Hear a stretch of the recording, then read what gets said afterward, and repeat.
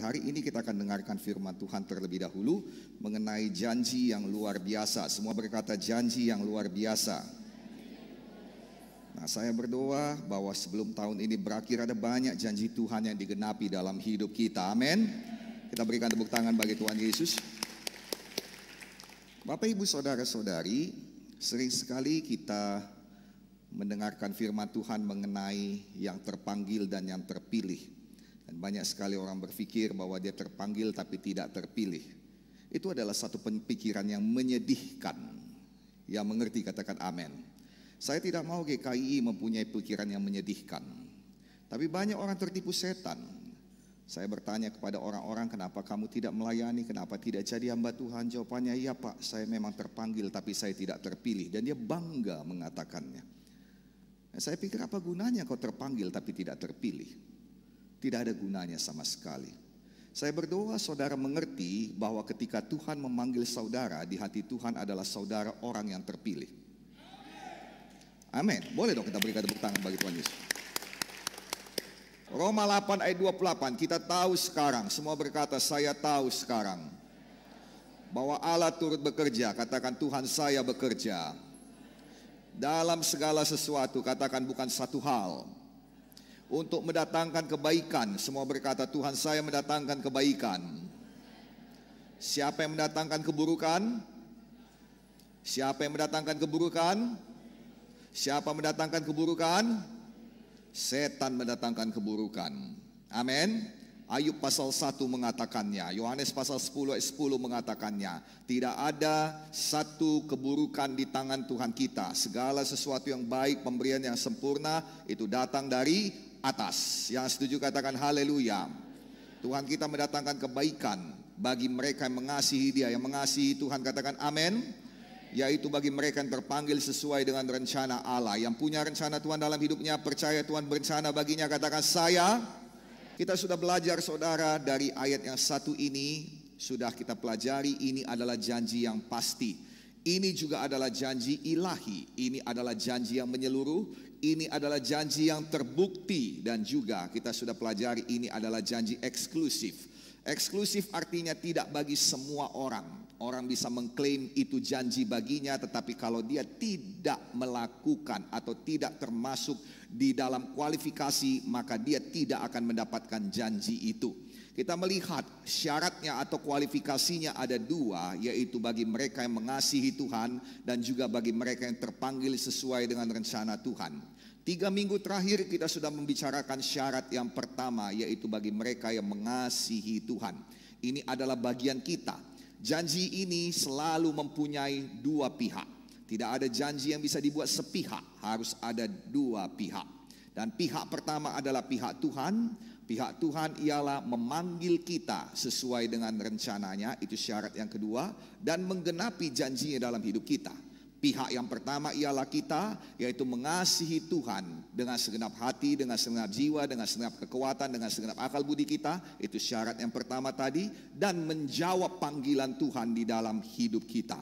Saya berdoa agar segala sesuatu jadi kebaikan, agar Tuhan bekerja dalam segala hal dalam hidup kita, sehingga pada akhir tahun nanti, akhir minggu ini, akhir bulan ini, akhir hidup kita, kita akan melihat tidak ada sesuatu pun yang baik yang dihalangi oleh Tuhan, yang tidak terjadi, semuanya digenapi. Amin.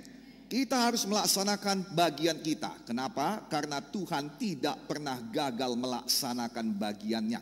Tuhan kita adalah Tuhan tanpa kegagalan, tidak mengenal kegagalan, tidak mungkin gagal dan tidak bisa gagal. Amin saudaraku.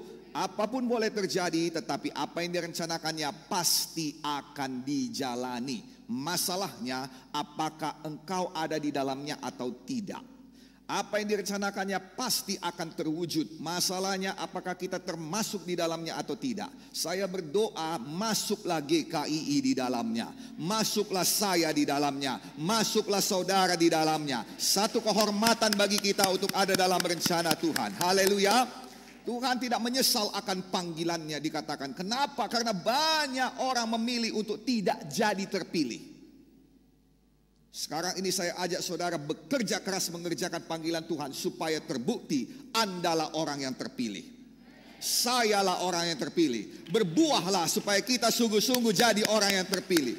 Yang sukacita katakan haleluya. Haleluya.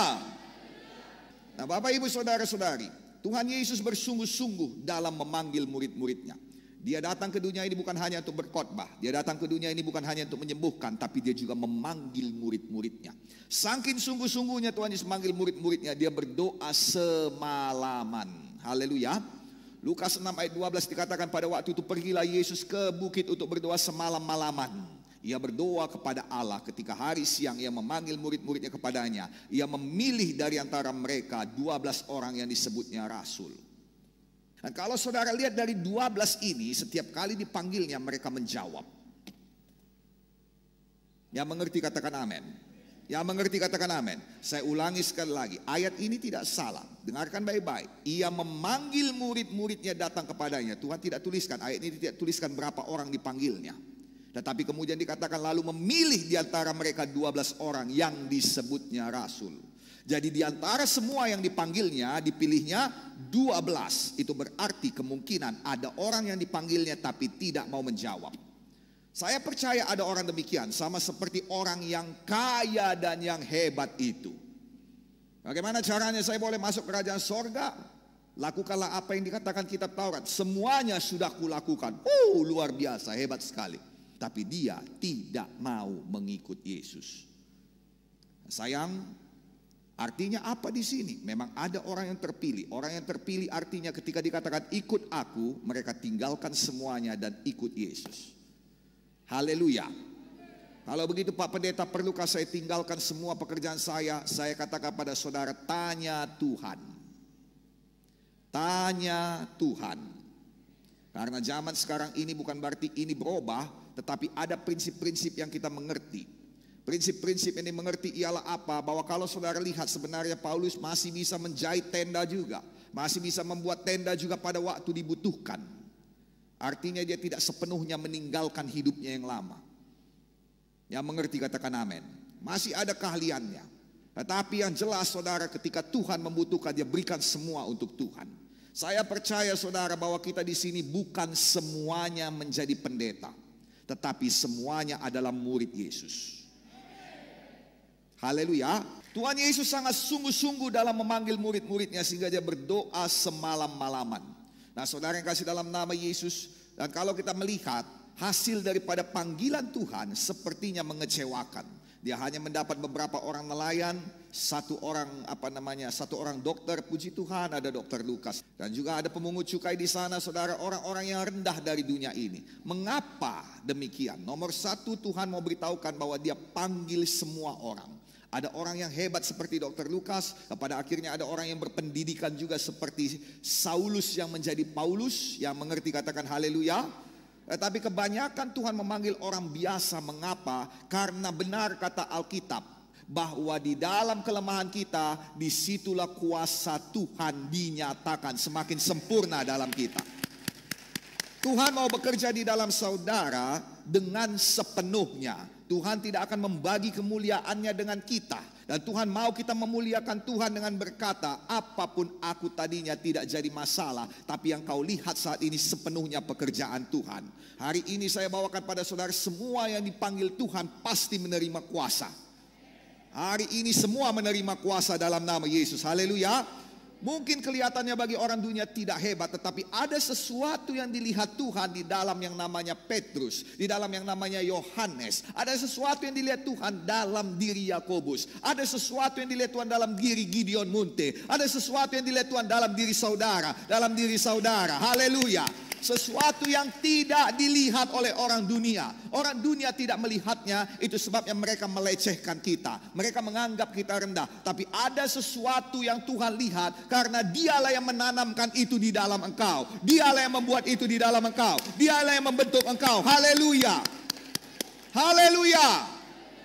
Sampai hari ini panggilan itu sangat penting di hati Tuhan Yesus. Itu sebabnya kita yang mengenal hati Tuhan, kita yang mengaku kita mengasihi Yesus, mengenal hati Yesus, sungguh harus mengerti bahwa panggilan Tuhan sungguh berharga di mata Tuhan.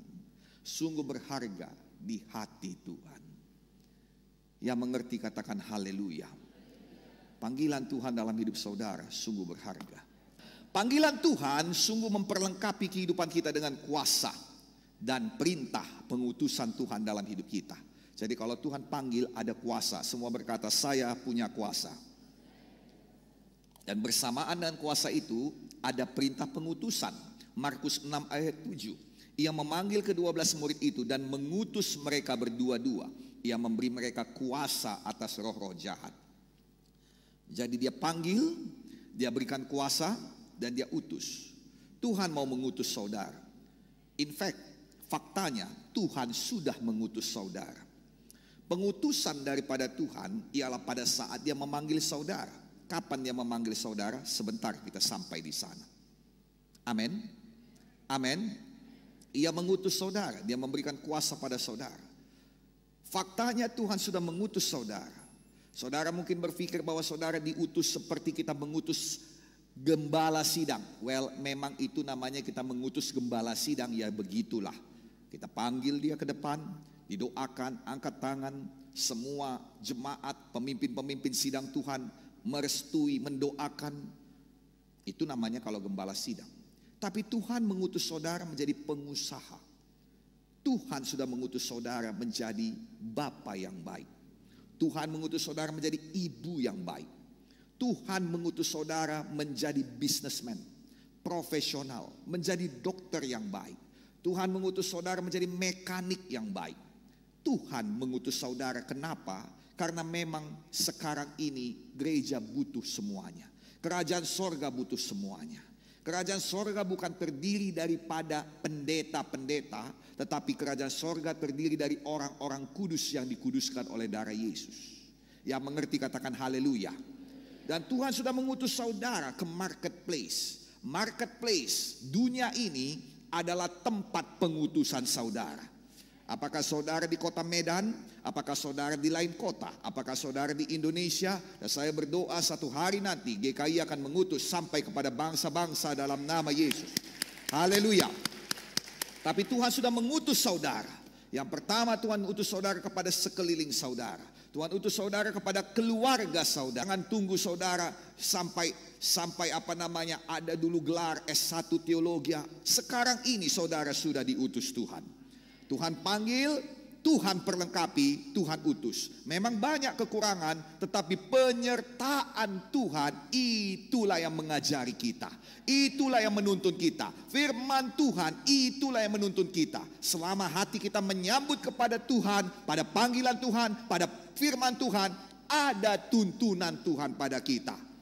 Tuntunan Tuhan itu membuat kita lebih dewasa dan berhasil dalam pengutusan kita. Saya berdoa GKI dewasa, GKI berhasil, GKI betul-betul memuliakan Tuhan. Haleluya.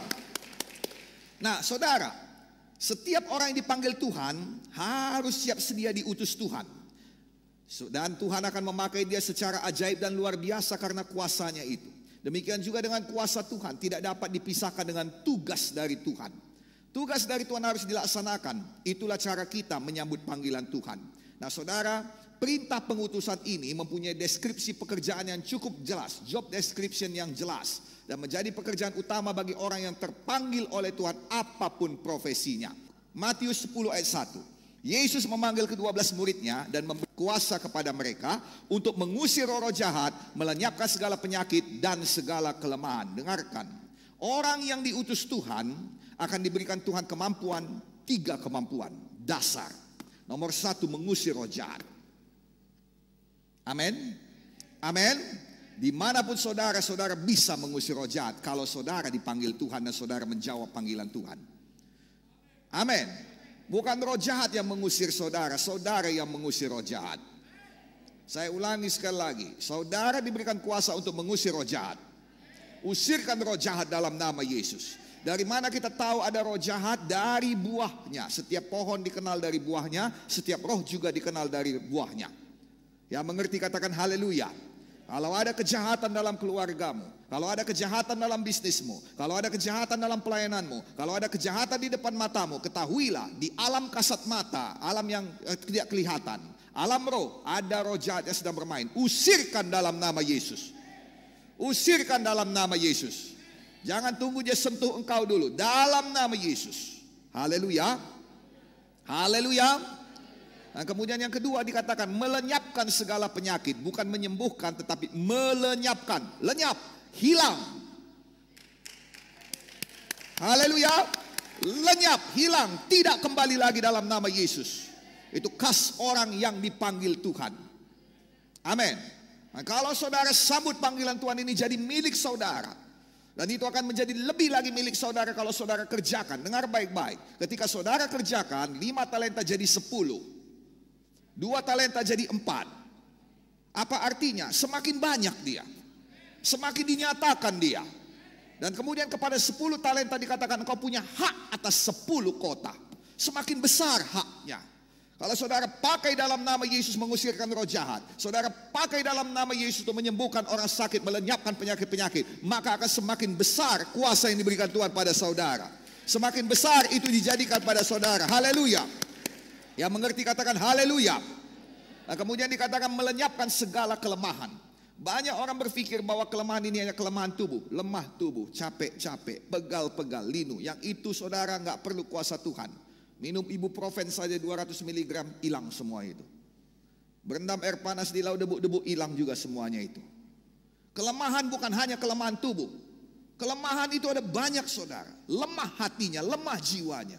Orang yang nggak bisa menerima tekanan, tidak bisa kena kritik, tidak bisa dibentak sedikit udah ketakutan dia. Hei, kita bilang langsung ketakutan. Itu lemah.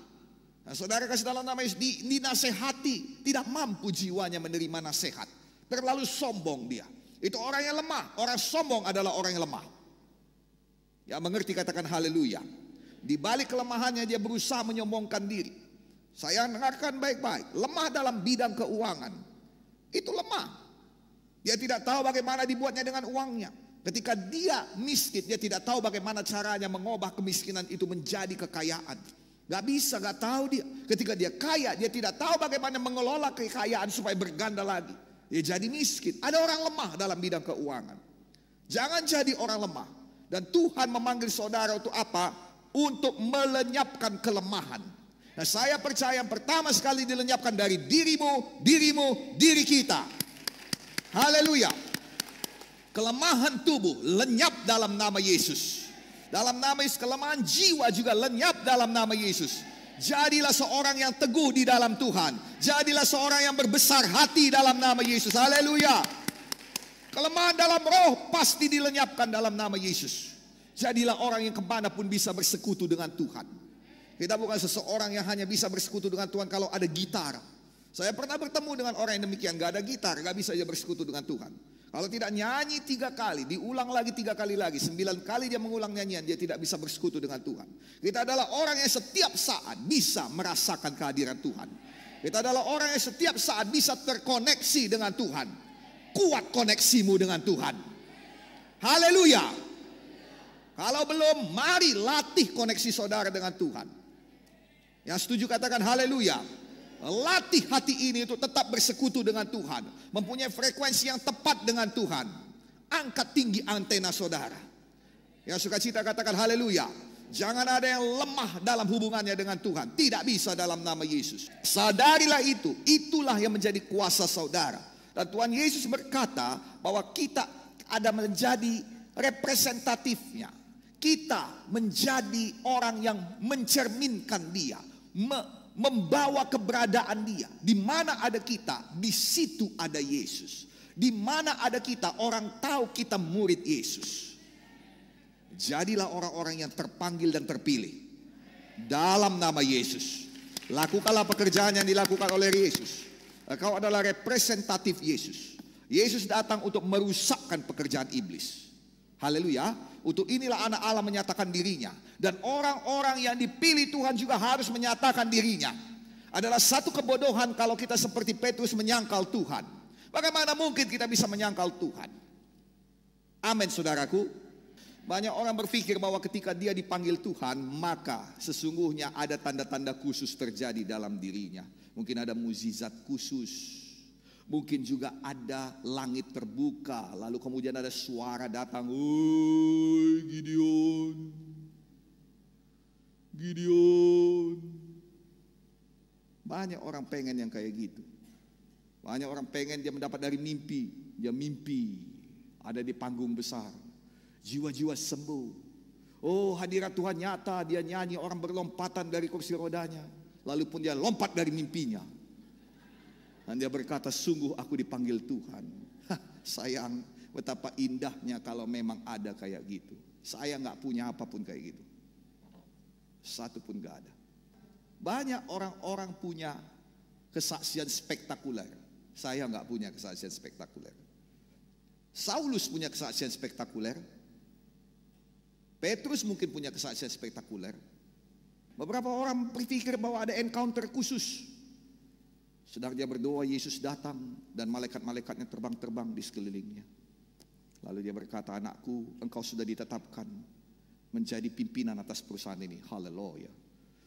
Kalau semua kayak gitu pasti menangis dan berkata, amin Yesus. Bagaimana kalau kata Yesus, engkau ditetapkan untuk pergi menjadi pendeta di Nusa Kambangan. Saya rasa saudara akan berkata, Tuhan kau salah orang. Pintu yang sebelah seharusnya kau ketuk. Nah, yang mau saya katakan pada saudara apa? Banyak kita pengen satu penglihatan yang luar biasa. Tapi sebenarnya Tuhan memanggil kita bukan begitu caranya. Jadi nggak pakai penglihatan Pak, ada. Tetapi itu sebenarnya konfirmasi dari apa yang sudah Tuhan panggil kita. Tuhan sudah panggil. Tapi Tuhan mau kita teguh sehingga Tuhan datang kembali. Dan Tuhan tunjukkan kepada kita. Tuhan encounter kita supaya kita semakin teguh. Saya percaya kalau saudara sudah teguh, Tuhan tidak perlu buat demikian. Kalau saudara tetap beriman, kalau saudara tetap betul-betul menjaga hati dan menjaga iman saudara, mengerjakan panggilan saudara, saudara gak perlu namanya penglihatan-penglihatan. Karena saudara tahu saudara bergerak sesuai firman Tuhan. Haleluya. Tolong jangan berubah. Haleluya. Kita bergerak karena iman, bukan bergerak karena penglihatan. Ya, visi harus ada. Tapi kita bisa punya visi dari firman Tuhan. Firman Tuhan bisa memberikan iman dan visi kepada kita. Tetapi satu perkara, orang yang beriman akan tetap bergerak walau dia berjalan di lembah kekelaman sekalipun yang tidak bisa kelihatan apa-apa. Karena dia tahu, dia percaya ada Tuhan beserta dengan dia. Yang mengerti katakan haleluya. Adalah baik kalau kita punya encounter, adalah baik kalau kita punya mujizat. Tapi sebenarnya panggilan Tuhan datang dari mana? 2 Tesalonika 2 ayat 14. 2 Tesalonika 2 ayat 14 berkata, untuk itulah ia telah memanggil kamu oleh Injil yang kami beritakan, sehingga kamu boleh memperoleh kemuliaan Yesus Kristus Tuhan kita. Untuk itulah ia memanggil kamu oleh Injil yang kami beritakan. Injil yang memanggil saudara. Ketika saudara datang pada Yesus, ketika saudara bertobat, ketika saudara lahir baru, saudara sudah terpanggil.